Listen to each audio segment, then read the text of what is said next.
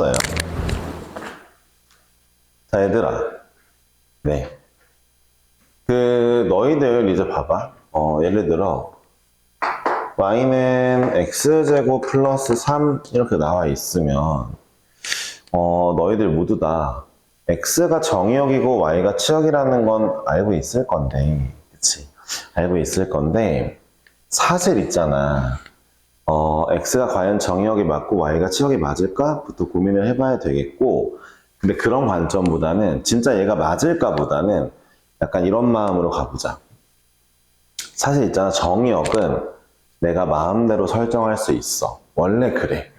근데 이건 있어. 이제 식에서 일단 고등과정까지만 설명할게. 대학과정 말고. 고등과정에서는 정의역은 일단 하나인데 그 정의역 하나의 문자를 내 맘대로 설정할 수가 있어. 잘 봐봐, 사실. 얘가 원래는 이렇게 써져 있는 게 이렇게 써져 있는 게 아니라 이렇게 써져 있는 거란 말이야. 그럼 잠깐만 그 전에 먼저 보자. 이거 먼저 볼게. fx라는 친구는 어떤 친구냐? 봐봐. 원래 함수의 기호가 뭐야? 물어보면은 얘가 아니야. 함수의 기호는 얘야. 이게 함수 기호 끝이야. 잘 봐봐. 그럼 안에 들어가 있는 얘는 뭐야? 정의역을 대표하는 문자. 네, 변수보단 정의역이 더 좋아. 똑같은 말인데 정의역으로 이제부터 얘기해보자. 얘는 정의역이야. 봐봐. 앞에 있는 f는 뭐야? 함수의 이름이야. 그냥 끝이야.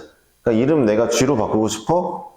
g 괄호 하면 되고, 이름 내가 뭐 h로 바꾸고 싶어? h 괄호 하면 되는 거야. 그러니까 앞에 있는 애들은 사실 이름이라 그닥 의미가 있는 건 아니야. 봐봐.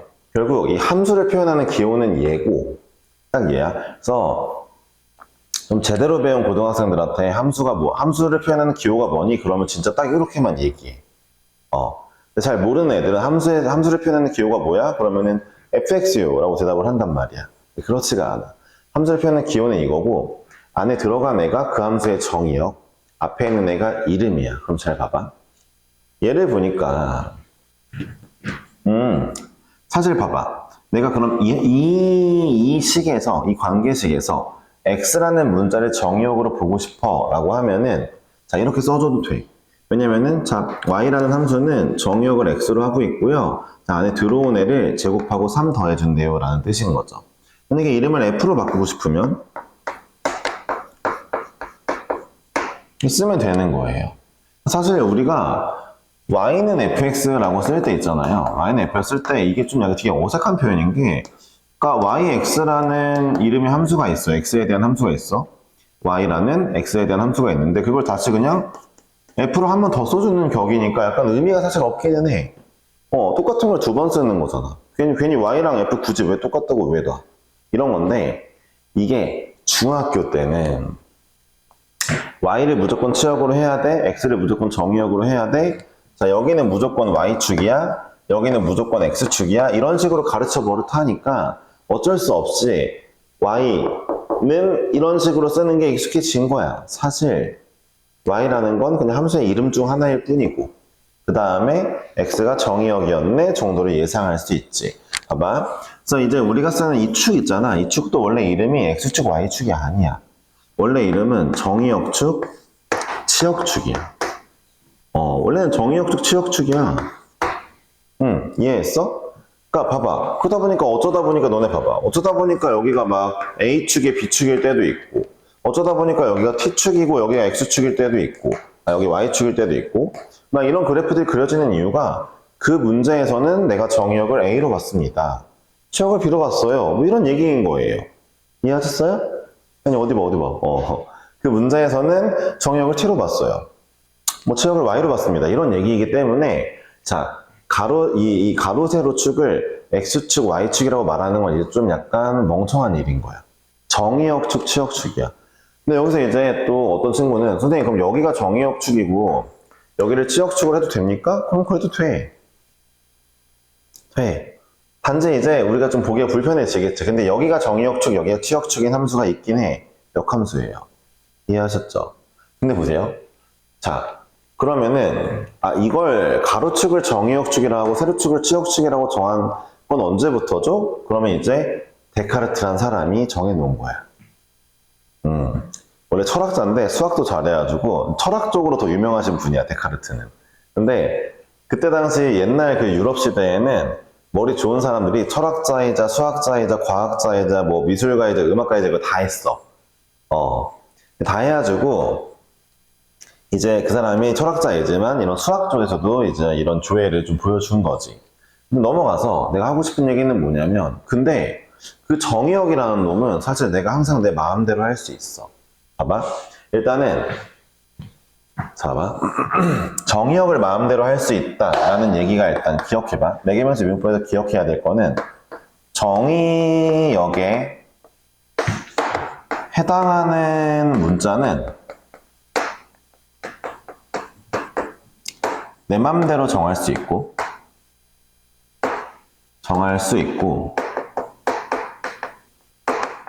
이거랑 두 번째로 모든 문자는 함수가 될 수 있어. 함수 가로 열고 치역이라 할까? 함수가 될 수 있습니다. 이해하셨어요? 이 두 가지를 일단은 한번 마음속에 담아봅시다. 모든 문자는 함수가 될 수 있다. 그리고 정의역에 해당하는 문자는 내 맘대로 정할 수가 있다. 자, 들어볼게요. 자, 우리 이런 관점으로 일단 써보시고, 하연이가 한번 써야 돼. 한번 써. 하연이가 주로 이제 이렇게 얘기하면 뭔가 이제 마음으로 느끼고, 생각하고, 이렇게 하는 건 좋은데, 이게 자꾸 쓰고 기억하는 것도 필요해. 네. 하연아, 너 수학 말고 좋아하는 과목이 뭐야? 영어. 영어는 외우는 거잖아. 응. 그냥 네가 잘해주는 거야? 아니, 근데 영어 많이 외우는 건데. 아, 뭐야. 잠깐만. 단어 잘 못해? 뭐야, 이거는. 단어 왜 잘 못해? 에이, 그럼 지금 보니까 하연이가 안 쓰는구만. 안 외우는구만. 단어 말고, 그럼 뭐가 좋은데, 영어에서?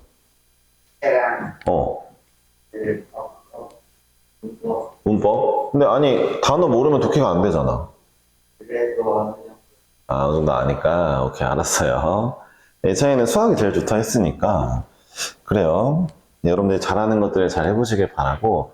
어떻게 보면 지금부터 진짜 수학의 기초를 오늘 배우는 날이라 보면 되는데, 함수의 기초인데, 제가 이 얘기에 대해 한번 설명을 해볼게요.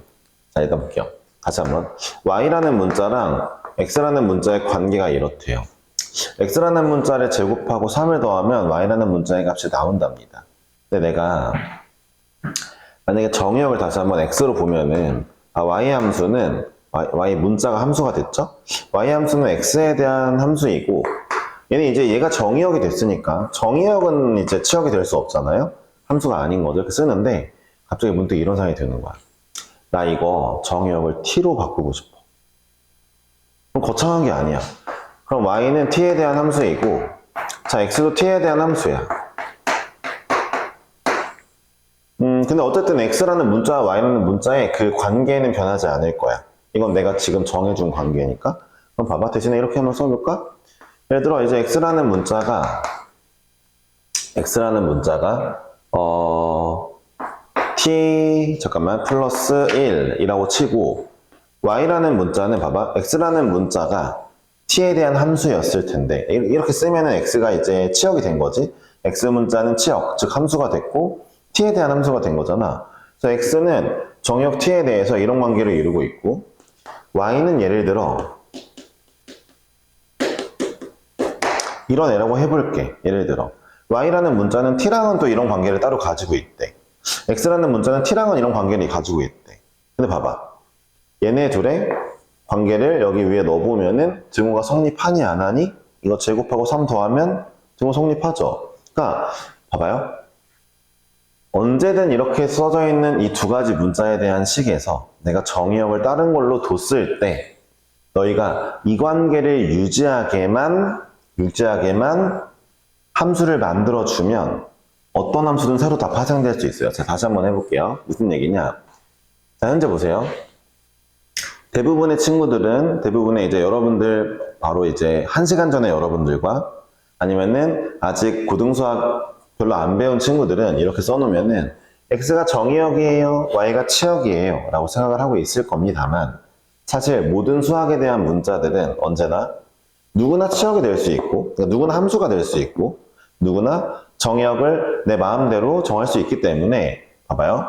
자, 이 관계를 유지하는 한 여러분들은 x, y를 마음대로 막 생성해낼 수 있어요. 뭐라고 생성해내볼까 이번에는? 자, 이번에는 선생님 저는 이번에는 정의역을 세타로 보고 싶어요. 세타로 보고 싶어요. 그러면은 자 y는 이제 x의 세타 더하기 세타의 제곱 더하기 3이라고 합시다. 제가 봐봐요. 정의역을 세타로 보고 싶다 한다는 건 얘네가 이제 세타에 대한 함수, 즉 두 문자가 모두 치역이 됐다는 거예요. 이해하셨죠? 자, 내가 x세타를 만약에 뭐라고 들을까? x세타를 잠깐만.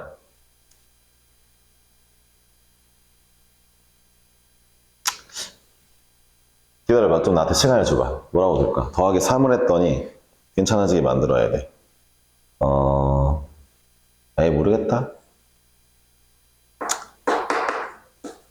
사인 세타라고 해야 되나? 이렇게 두면은 자 그리고 y 세타를 내가 이제 y 세타를 그냥 간단하게 쓸게. 사인 제곱 더하기 3이라고 쓰면은 이거 제곱한 거에다가 3 더하면 y 나오니까 맞는 거죠, 그쵸? 별게 없는 거죠, 그쵸? 이거 좀 창의성이 없게 만들었죠. 자 보세요. 이런 마음으로 봤을 때 선생님 그러면 제가 xy에 대한 관계를 몰라도 역으로 문제에서 x에 대한 함수를 뭐 이렇게 주고 y에 대한 함수를 이제 이렇게 줬을 때 잠깐만요. 뭐 이렇게 만약에 줬을 때 그러면은 얘네를 보면서 xy의 관계를 내가 정립할 수도 있고 xy의 문자의 관계를 정립할 수도 있고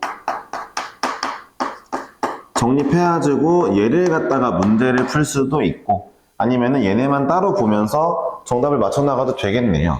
예를 들어 t가 0이면 x가 1이고 t가 0이면 y가 5니까 t가 0일 때 x, y는 각각 1,5라고 나올 수도 있는 거고 그쵸? t가 1일 때는 자 x, y가 이제 2, 얼마예요? 8이 나올 수도 있는 거고 이런 걸 제가 이제 구할 수도 있고 아예 여기에서 자 정의역을 내가 생략하면 다시 이렇게 쓰면 되는 거니까 이 문자의 관계는 이거니까 자 x에 1 집어넣으면 y가 5 나오는 것도 맞고 x에 2 집어넣으면 y가 8 나오는 것도 맞으니까 자, 이 식에서 x, y를 얻어낼 수도 있고 내가 매개변수라는 그러니까 이제 새로운 정의역을 만들어서 여기에다 t를 넣어서 그때그때 x, y를 구해도 되겠구나. 어쨌든 x가 1일 땐 y가 5고 x가 2일 땐 y가 8이 나오는 관계식을 얻을 수 있겠구나를 알 수 있는 거죠. 다시 얘기하자면 결국 이 매개변수라는 거는 누구냐면은 그냥 새로운 정의역이죠. 내가 두고 싶은 새로운 정의역이죠. 지금 이 칠판에서는 누구겠어요? t죠. 제가 그냥 갑자기 새로운 정의역, 즉 매개변수를 이용해서 x, y 따로 한번 써보고 싶어. 이런 거죠. 미분이 안 나왔잖아요. 예, 미분이 왜 안 나왔냐? 다음 시간에 설명할 거니까. 네, 일단 매개변수부터 이해를 해야 매개변수의 미분법을 갈 수 있는 거죠. 이해하셨죠? 그쵸? 그러니까 사실 역함수 미분법도 나중에 나올 건데 아니 그 다음 차례는 음함수 미분법인데 그럼 또 이제 음함수가 뭔지를 알아야 음함수 미분법을 배울 수 있겠죠, 하연아. 그쵸? 그런 거죠. 그러니까 오늘은 매개변수에 대한 설명만 잠깐 할 거고 그 다음에 숙제를 그냥 미리 좀 더 합시다. 24번까지 낼 건데 잠깐 볼게요. 그럼 매개변수 미분법을 함에 있어서 선생님 매개변수 미분법을 별로 안 좋아하는 게 하나 있어요. 안 좋아하는 게 뭐냐면 이거예요. 문제에서 이제 접선의 기울기를 구하여라. 혹시 만약에 어떤 문제가 나왔는데 미적분 2 고등과정에서 접선의 기울기를 구해주세요 라고 하면은 원래 접선의 기울기는 사실 이거거든요. d 정의역분의 d 치역이에요. 여러분들 이 스몰 d가 아주 작은 차이거든요.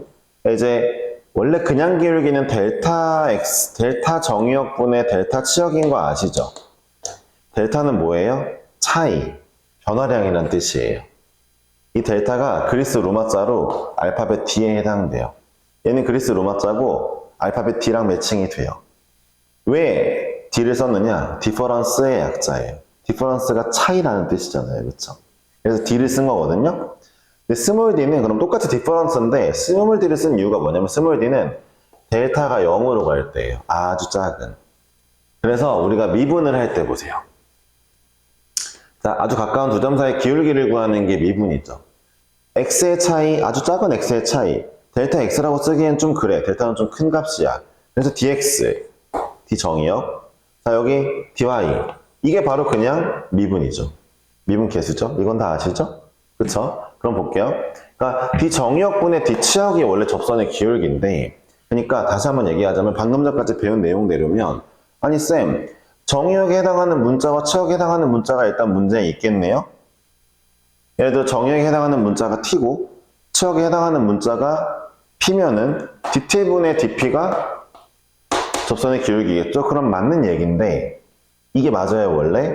근데 너무 화가 나게도 이제 교육과정을 문과에서 만든 것 같은데 화가 나게도 고등학교 교재에서 교과서에서 접선의 기울기를 구하여라고 하면은 그냥 무조건 dx분의 dy입니다.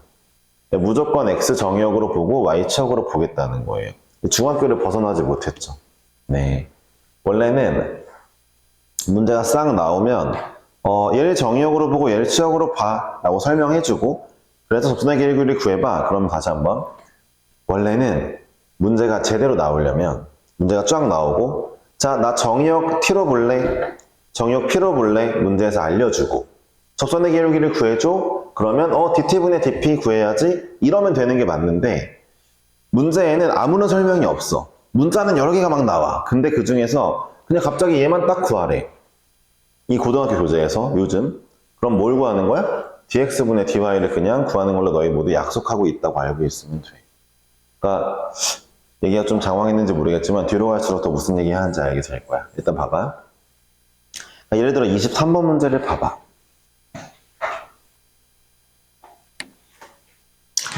x는 하고 3t제곱 플러스 t 마이너스 1을 줬어. 자, y는 하고 마이너스 t세제곱 더하기 5t제곱을 줬어.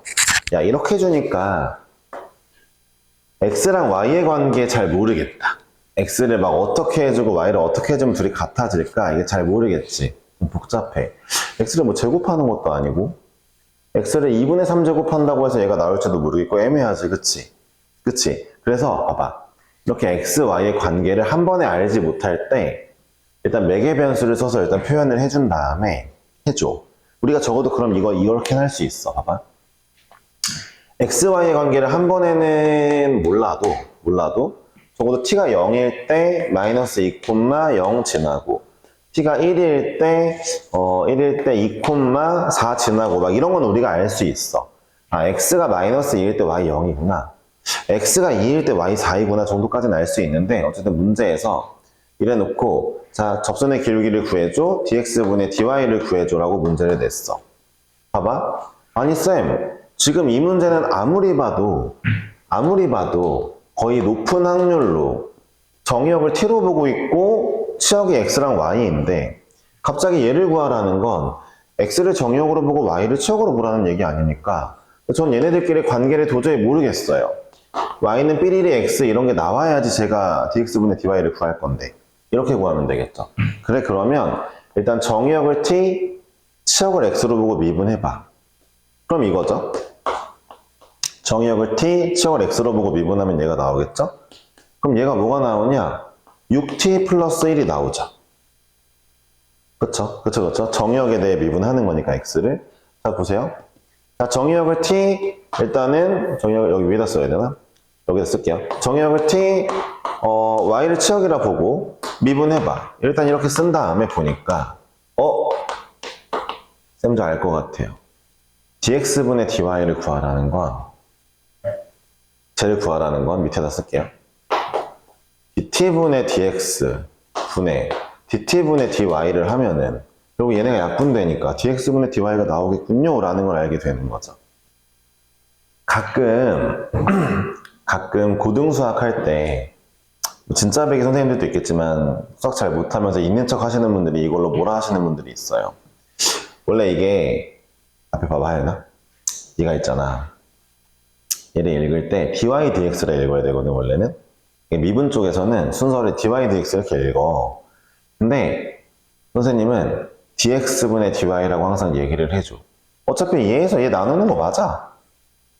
지금 나누기가 맞으니까 얘네도 없어질 거 아니야, 그치?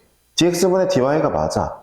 그러니까 제대로 미분에 대한 개념을 인지할 때까지는 dx분의 dy라고 읽어도 돼. 근데 dx분의 dy라고 읽으면은 놀리거나 아니면은 혼내는 쌤들이 있어. 그래서 그 쌤들이 혼나야 돼.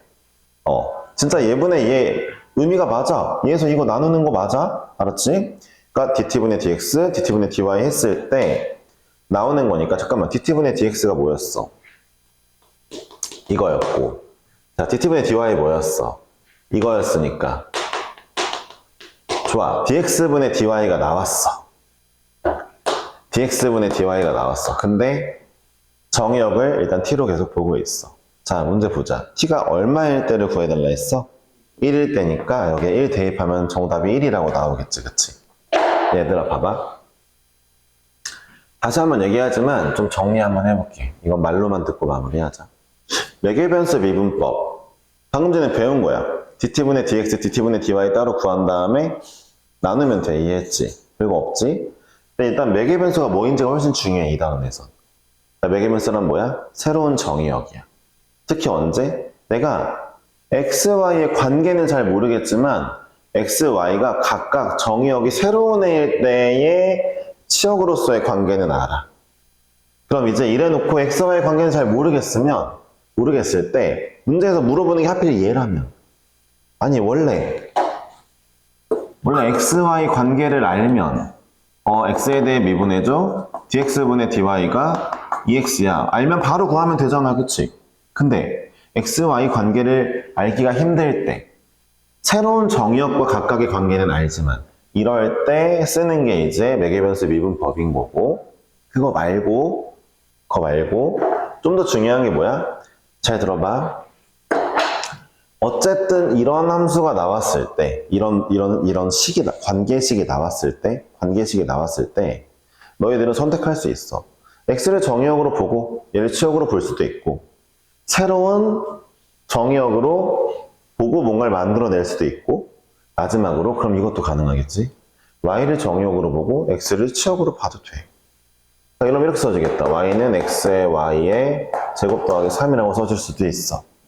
y라고 무슨 성역이 있는 게 아니야. y도 그냥 문자 중 하나야. 언제든 걔도 정의역이 될 수 있어. 이해했어? 자, 이거와 관련된 내용을 다음 시간인 음함수 때 배우게 될 거야. 음함수가 뭘까? 고민해봐. 알았지? 기함수, 원수.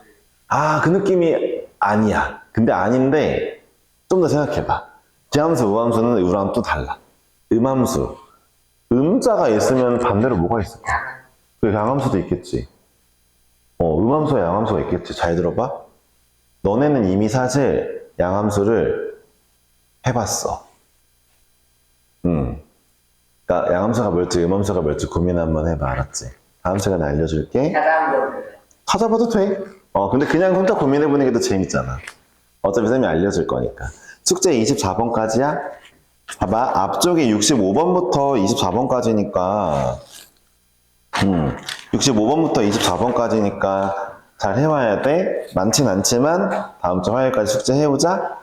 예, 수고하셨고, 네, 예찬이 가시면 되고, 하연이가 지금 오늘 남을 수 있나 모르겠네.